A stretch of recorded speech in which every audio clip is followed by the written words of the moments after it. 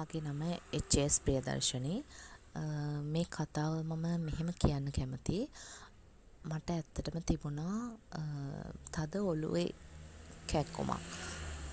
ඒකෙදි මට හැම වෙලාවෙම දැඩි වේදනාවකින් මම පසු වුණා. ඒ හින්දාම මම CT ස්කෑන්, MRI ස්කෑන් 3කටත් යොමු වුණා. ඊට පස්සේ මම 2017 ඉඳන් බෙහෙත් ඒ සඳහා බෙහෙත් ලබා ගැනීමක් සිදු කළා. ඒ විශාල වශයෙන් මුදල් වැයවීමකුත් ඒ අතරම වුණා. ඊට වැඩිය මට ඒ බෙහෙත් ගත්තාම ඉන්න පුළුවන් කියන්නේ පියවි විදිහට සාමාන්‍ය විදිහට ඉන්න බැරි නා අධික නිදිමත ගතිය ඒ විදිහට ලොකු පීඩාවක තමයි මම හිටියේ. ඊට අමතරව මට දැඩි ලෙස කලකිරීම, ඊට පස්සේ කියන්නේ සම්මතයෙන් ගත්තොත් කියන්නේ විෂාදය රෝගයට විෂාදයේ රෝගය ලෙස වෛද්‍යවරු හඳුන්වන සියලුම සෑම ලක්ෂණයක්ම ඒ වන විට මට තිබුණා. ඊට පස්සේ MRI ස්කෑන් කළාම මට වෛද්‍යවරු පෙන්වා දුන්නේ මගේ මොළේ නහරයක් හීන් වෙලා ලේ ගමනාගමනයේ අවහිරවීමක් සිදුවනවා කියලා. ඉතින් මම ඒක ස්කෑන් වලින් බැලුවාමත් ඒකේ තිබුණා සිදුරක් දකින්න පුළුවන් වුණා. ඉතින් ඒක ඒ කැල්සියම් ඉවත් වෙන්න මට බෙහෙත් ඖෂධ ලබා දීමක් සිදු කළා. එතකොට ඒ ඖෂධ හරිම පීඩාකාරී ඖෂධ මගින් හරිම වෙහෙසක් තමයි දැනුනේ. ඉතින් ඒ විදිහටම කාලෙත් එක්ක කාලය ගත වුණා. කියන්නේ ඒ හැම තැනකදීම මං සෑහෙන්න මානසික වැටුණා. මාව ළඟින් ඇසුරු කරපු අය දන්නවා මං මොන විදිහටද ඒ කාලේ ජීවත් වුණේ කියලා. ඒක පිටට කෙසේ වෙතත් පෞල් ජීවිතයක් ගත කිරීමේදී මම ඒක දැඩි ලෙස මානසික වැටුණා. මට හිතා ගන්න බැරි වුණා මොකක්ද මේ මට වෙලා තියෙන දේ. මොකද මම නොකිය වෛද්‍යවරයෙක් නෑ. ඒ තරමට හැමෝම ගාවටම ගියා. ඊට පස්සේ මම කියන්නේ ඔයාලා දන්න වචනෙන් කිව්වොත් අංගොඩ මානසික සෞඛ්‍ය විද්‍යායතනයට පවා ගියා. ඊට අමතරව විවිධ කියන්නේ මට ප්‍රතිකාර වලින් මම සුව වෙයියයි හිතන බොහෝ තැන්වලින් මම උපදෙස් ලබා ගැනීම කළා. නමුත් ඒ කාටවත් මම කියන දේ තේරුම් ගන්න තරම්වත් හැකියාවක් තිබ්බේ නැහැ. ඔවුන් මට ඖෂධ නියම කිරීම කළා. ඒවත් මම සුවපත් වුණායයි හැඟෙන මට්ටමේ ඖෂධ ගැනීමක් ලැබීමක් වුණා කියලා මට හිතන්න බෑ. මොකද ඒ හැම තැනකදීම මම පීඩාවටපත් වෙච්ච නිසා. ගිහිල්ලා ටික කාලයක් ගිහිල්ලා මේ මෑතකදී මම සේවය කළ රැකියා ස්ථානයේ මා සමගම සිටි හිතවත් අක්කා කෙනෙක් තමයි මට වර්තමානයේ පහළ වී සිටින මේ උතුමන් වහන්සේ ගැන මට පැවසුවේ. එහිදී මම ඇය මා සමග සිටි ඇය මට වරදක් නොකරනවා කියන සිතුවිල්ල නිසා මම උන්වහන්සේ මුණ ගැසීමට ගියා. එතනදී මට මේ අවුරුදු මට හිසේ කියන්නේ හිස පීඩාකාරී තත්ත්වය ඇති වුණේ මට 2017 වර්ෂයේ ඉඳන්. ඉතින් ඒ මොහොතේ ඉඳන් මා දැන් 2025නේ 25 වර්ෂයේ වෙනකම් මම විඳ පීඩාවට මම කිව්වොත් ඒක හාස්කමක් වගේ තමයි. දින කිහිපයකින් කියන්නේ මං උන්වහන්සේ ගාවට ගිහිල්ලා මම ගිහාම උන්වහන්සේ මම කියන්නත් කලින් මගේ රෝග ලක්ෂණ උන්වහන්සේ කියන්න පටන් ගත්තා. ඊට පස්සේ ඒ කියනකොට මට එතකොටම මුලින්ම විශ්වාසයක් ආවා. ඒ ගැන මේ මොකද මම කියන්නත් කලින් මට ඒ රෝග පිළිබඳව උන්වහන්සේ කියපු නිසා. ඊට පස්සේ එතන ඉඳන් උන්වහන්සේ නියම කර ඖෂධ මම ලබා ගත්තා. ඊට කලින් මට කියන්න ඕනේ සාමාන්‍ය ප්‍රතිකාර ක්‍රම වලට වැඩිය වෙනස් මගක් කියන්නේ අපි කිව්වොත් ඇත්තටම කර්මය වෙනස් කළ හැකි විශ්ව ධර්මයක් තමයි උන්වහන්සේ දේශනා කරන්නේ. උන්වහන්සේ ප්‍රතිකාර කරේ හේතුඵල දහමට අනුව. ඉතින් ඒ මම කැඳ වර්ග උන්වහන්සේ නියම කළ පරිදි භාවිතා කළා. ඊට අමතරව උන්වහන්සේ මේ හේතුඵල දහමට අනුව සිදු කළ පෙන්වා දීම උන්වහන්සේ මට කියා දුන්න ආකාරයෙන්ම මම සිදු කරන ලැබුවා. ඉතින් මේකෙදී මට ඉතාමත් කෙටි කාලයකදී මට කියාගත නොහැකි තරම් මානසික නිදහසක්, ඒ වගේම අර මං මෙච්චර කාලයක් විඳ පීඩාව මට මගෙන් ඈත් වෙලා ගියා කිව්වොත් ඒක හරි. ඉතින් ඒ හැම වෙලාවකම ඒක මට මැජික් එකක් කිව්වොත් ඒක වැරද්දකුත් නැහැ. ඉතින් ඒක මැජික් එකක් වෙන්න මමත් ඒ මගේ රෝගය සුව කර ගැනීමට දක්වපු දායකත්වයත් ඉවහල් වුණා. මොකද හේතුඵල ධර්මයට අනුව තමන්ම තමයි ඒ හැම දෙයක්ම තමන්ට වෙන හැම දෙයකටම තමන්ම තමයි වග කිව යුත්තේ. ඉතින් උන්වහන්සේ මට ඒක මම යා යුතු මාර්ගය මට පෙන්වා දුන්නා. උන්වහන්සේ පෙන්වා දුන් පරිදිම ආර්ය මෛත්‍රී භාවනාව මම ගන්න ආහාරයක් ගන්නා විට, පානයක් ගන්නා විට හැම වෙලාවකම මම ඒදී ආර්ය මෛත්‍රී වටලා තමයි ආහාරය ගත්තේ. ඒ වගේම සිතුවිල්ලක් මගේ හිතේ හට්ට ගන්න හැම වෙලාවකම සිතුවිල්ලක් නැගී එන හැම වෙලාවකම උදාහරණයක් විදිහට මට කේන්තියක් ආවත් කේන්තියක් එන මොහොතේම මම ඒක අඳුර ගන්නවා. ඉතින් ඒ විදිහට ඒක දැක ඒ හැම වෙලාවෙම මම ඒ ඇතුලේ ඒ කියන්නේ කිව්වොත් සරලවමකොත් වර්තමානයේ මොහොතේ ජීවත් වෙන්න මට ආර්ය මෛත්‍රී භාවනාව සෑහෙන ලොකු උපකාරයක් වුණා. මම හැම වෙලාවෙම ඒ තුල ජීවත් වෙන්න උත්සාහ කළා. ඒක ඒ තුල ජීවත් වෙන්න කරපු උත්සාහයේ ප්‍රතිඵලයක් විදිහටම මට ඉතාමත් කෙටි කාලයක් තුලදී මගේ සිතට එන සිතුවිලි ප්‍රමාණය සීමා වෙන්න පටන් ගත්තා. ඒ කියනකොට උදාහරණයක් විදිහට අපි හැමෝම මේ හැම වෙලාවෙම කොයිම හරි වෙලාවක එක ප්‍රශ්නයක් ඕනම කෙනෙක් එහෙමයි හැම වෙලාවෙම එක ප්‍රශ්නයක් ඉවරනකොට එක ප්‍රශ්නයක් එහෙම නැත්නම් අපේ දිනදා ජීවිතේ මුහුණ දෙද්දී වුණත් අපි දෙයක් කරද්දී වුණත් මේ වැඩේ අවසන් මොන හරි වැඩක ඉඳියත් එක වැඩක් අවසන් වෙලා ඊළඟ වැඩේ තමයි ඊළඟට මේවා වෙන්නේ. ඒවා එක පෙළට අපේ ඔළුවේ පෙළ ගැහිලා තියෙන. එතකොට එකක් මේවා වෙනකොට තවත් එකක් මේක කරන්න කියලා බල කිරීමක් වගේ හිත ඇතුළෙන්ම එනවා. ඉතින් මටත් ඒක මුල් කාලේ තිබුණා. මුල් කාලේ කියන්නේ මට මේ දහම මුණ ගැහෙන තෙක්ම මටත් ඒ දේ හැමම තිබුණා. ඊට පස්සේ මේ ආර්ය මෛත්‍රී භාවනාව වටලා එන සිතුවිලි මම දැක ගන්න පටන් ගත්තට පස්සේ අර එක දිගට ආපු සිතුවිලි මගෙන් ඈත් වෙන්න පටන් ගත්තා.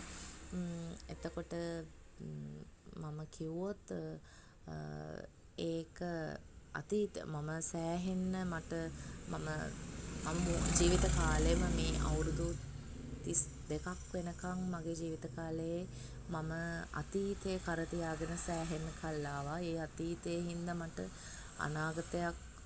අනාගතය කෙසේ වෙතත් වර්තමානයේවත් ජීවත් වෙන්න බැරි තරමට මම පීඩාකාරී වෙලා හිටියේ. එතකොට අතීතයේ තිබ්බ මහා ලොකු බරක් මට බිමින් තියන්න හැකියාව ලැබුණා මේ හේතුඵල ධර්මයට අනුව මේ ආර්ය මෛත්‍රී භාවනාව වඩන එකෙන්. එතකොට මොකද අතීතයේ ආව සිතුවිලි ඇත්තටම මගෙන් ඈත් වෙලාම ගියා. ඒ වගේම තමයි අනාගතය ගැන මම මහා පුදුම විදිහට මොකද මම හැම වෙලාවෙම හිතේ අතීතේ මට නොලැබිච්ච දේවල් මම කොහොම හරි අනාගතයේදී ඉටු කරගන්නවාමයි කියන කියන්නේ මං එක්කම ලොකු සටනකදී තමයි හිටියේ. නමුත් එතකොට මට කොයි වෙලාවකවත් තේරුම් ගියේ නැහැ උන්වහන්සේ හම් වෙන්න කලින් අතීතය කියන්නේත් අපිට ආපහු ගන්න බැරි දෙයක්වත්, අනාගතය කියන්නේත් අපිට තවමත් මේ මොහොතේ ලං කරගන්න බැරි දෙයක් කියන එකවත් මගේ ඔළුවට කොයිලාකවත් ගියේ නැහැ.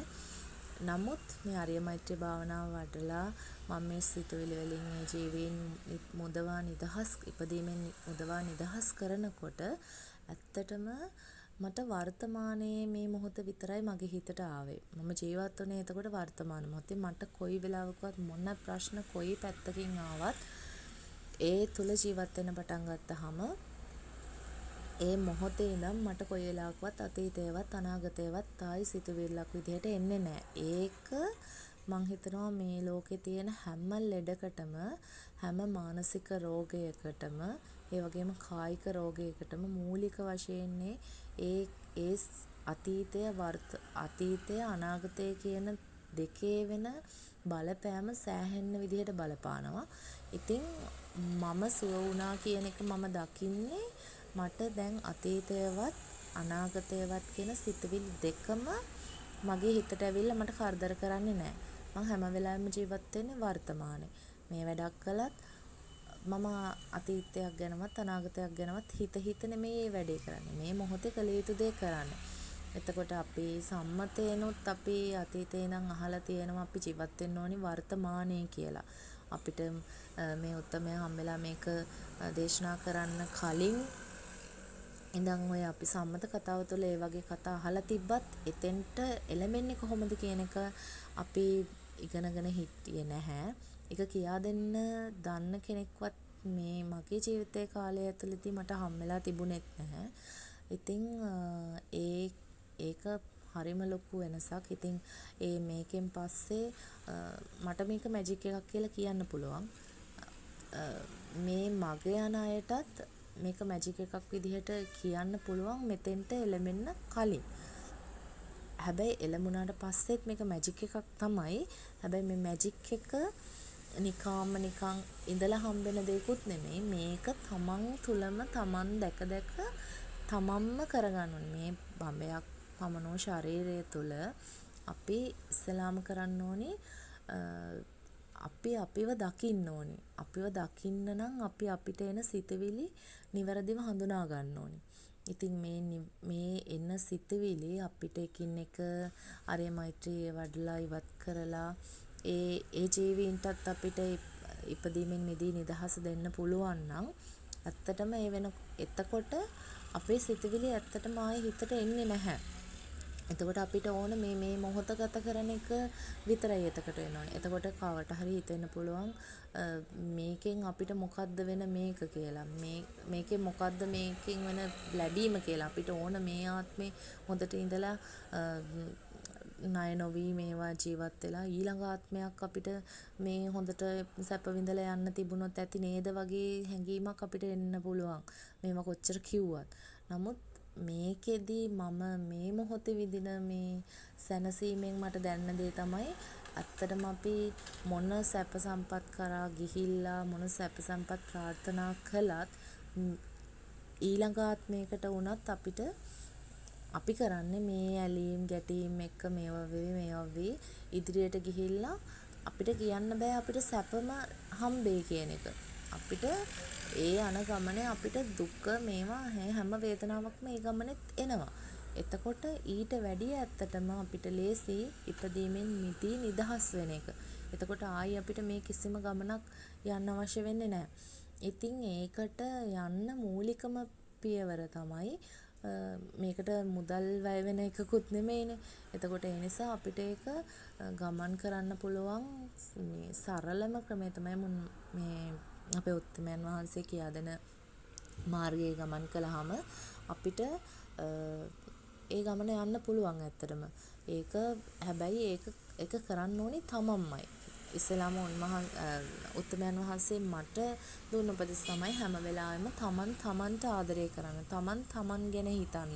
මම ඒ වෙලාවේ හැම වෙලාවෙම හිතපු දෙයක් තමයි මේ කියන මෙච්චර අවධාරණය කරලා කියන වචන අස්සේ මොනවා හරි විශේෂ දෙයක් තියෙනවා. ඒ නිසා තමයි මට මේක මේ තරමට කියන්නේ.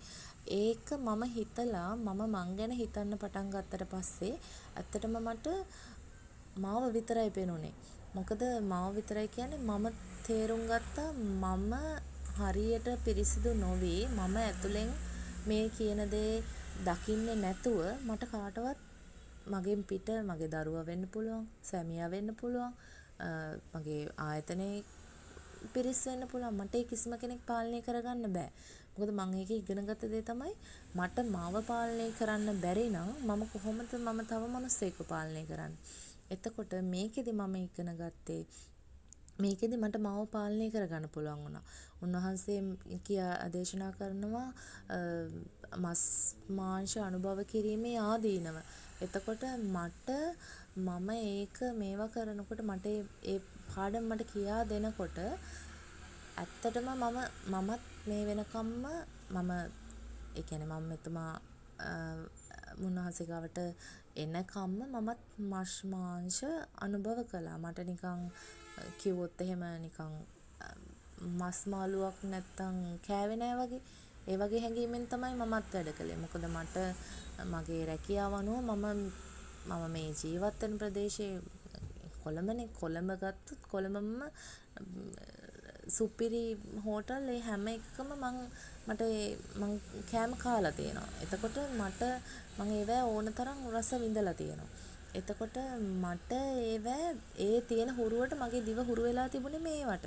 කෑම තමයි ප්‍රධාන. එතකොට මස් මාංශ නැත්තම් මොකුත් නැහැ වගේ. නමුත් මේකේ මේවැ ආදීනව පෙන්නුවට පස්සේ අපි අහලා තියෙනවා තමයි සම්මතේ මේව කන්න හොඳ නෑ. මෙහෙම ඒව කොච්චර කිව්වත් අපි ඒක කන්න පුරුදු වෙලා ඉන්නවනේ. එතකොට ඒ රසට අපි වහල් වෙලා වගේ ඉන්නවා.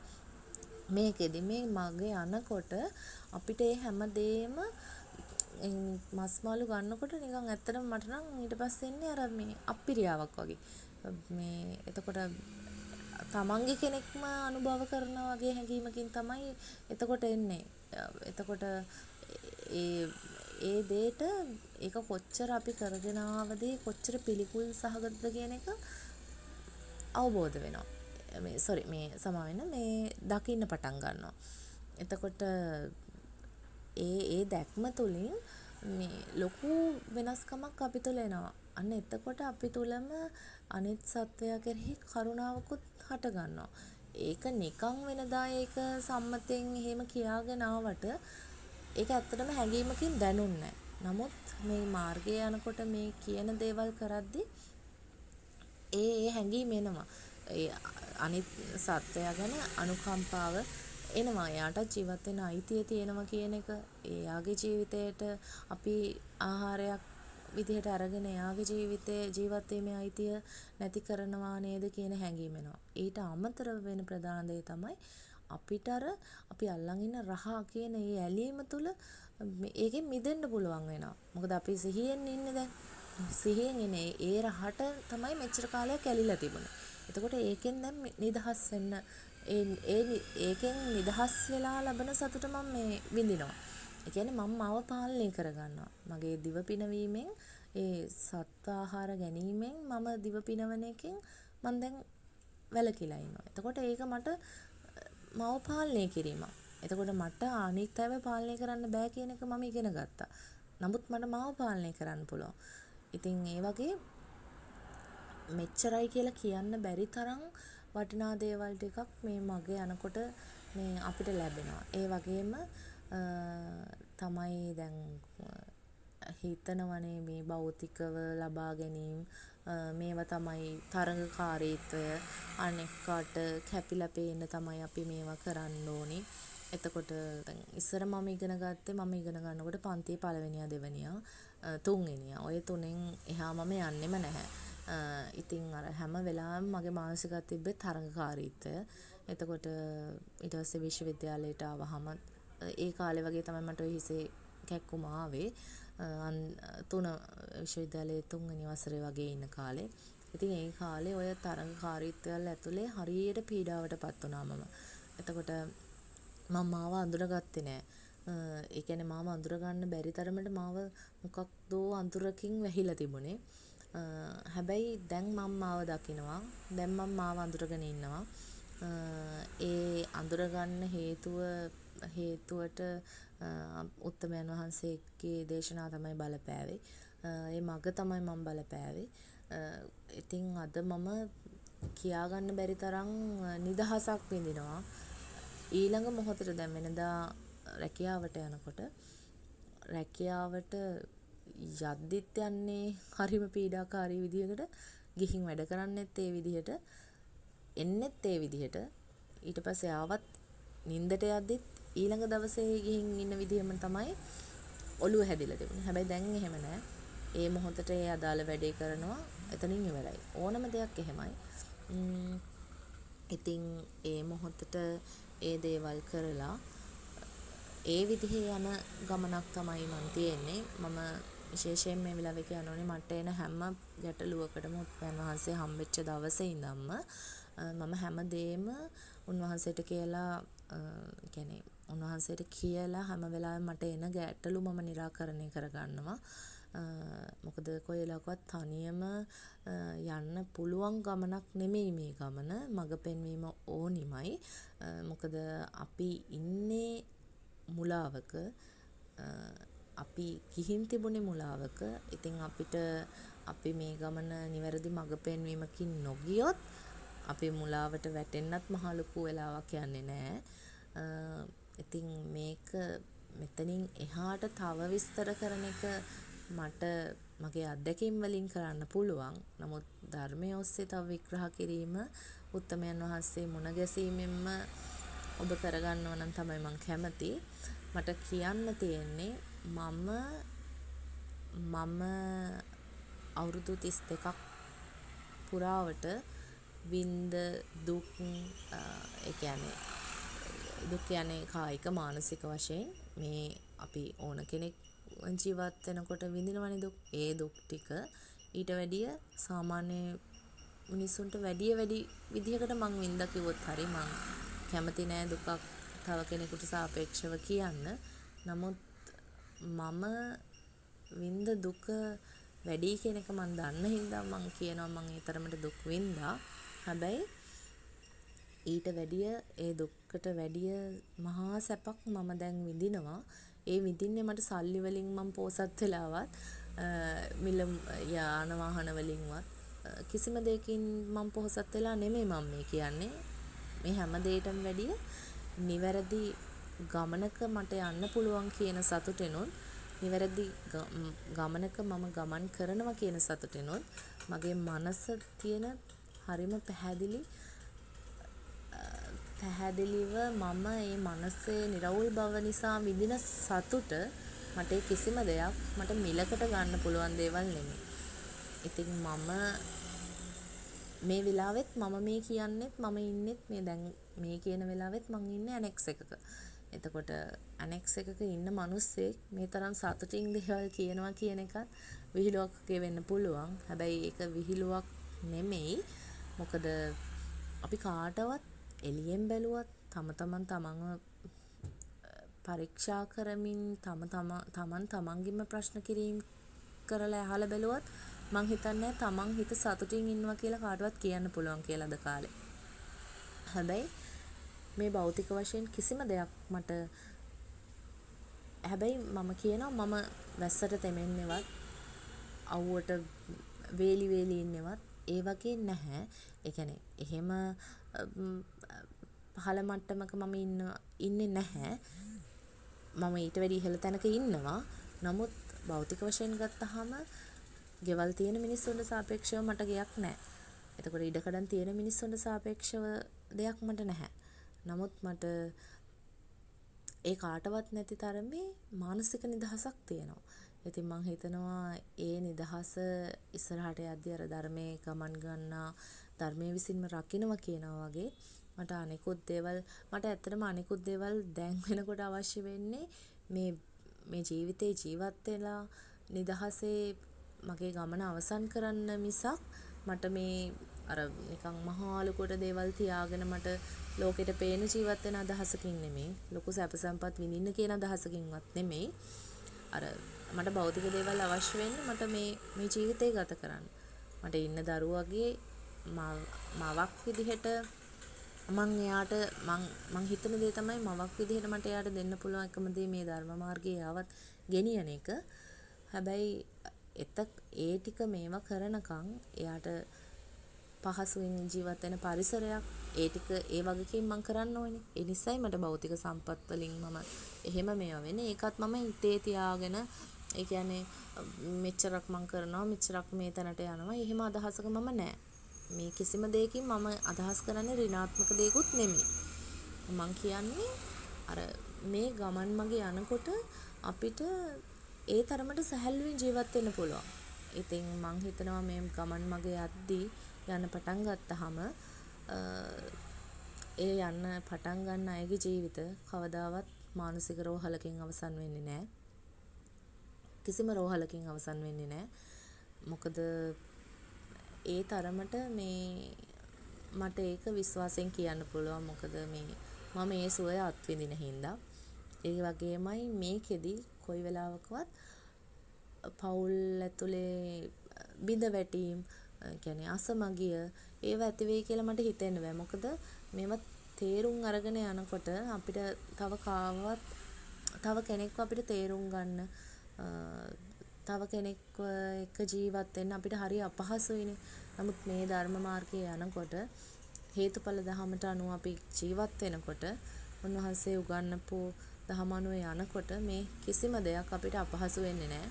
මේ කිසිම දෙයකින් අපි රිද්දලා ගන්නෙත් නැහැ. මේ කිසිම දෙයකින් අපි වැටෙන්නෙත් නැහැ. ඉතින් මට තේරෙන විදිහට මට කියන්න තියෙන්නේ මේ ගමන් මාර්ගය තමයි ඇත්තටම සැනසීම. ඉතින් මම ආරාධනා කරනවා ඔබට තියෙන කොයි වගේ රෝගයක්ද කියන එක උන්වහන්සේට අදාළ නැහැ. උන්වහන්සේ ඒකට අදාළ ප්‍රතිකාර කරනවා. අවශ්‍ය වෙන්නේ ඔයාගේ කැපවීමයි. තමන්ට ආදරය කිරීමෙන් තමන්ව කොයිතරම් දුරකට ගොඩ දාන්න තමන් try කරනවද කියන එකයි. ඉතින් එහෙම කළාම ඇත්තටම මොනව නැති වුණත් අපිට ඉපදීමෙන් මිදී නිදහස් වීම කියන එක අවසාන අරමුණු කරගෙන මේ හැම දුක්ඛකින්ම නිදහස් වෙලා අන්තිම සැනසීමට ළඟා වෙන්න පුළුවන් කියලා මම හිතනවා. ඒ වගේම මම කියන්න කැමති කොයි වෙලාවකවත් මේ කියන දේවල් ඍණාත්මකව දකින්න එපා.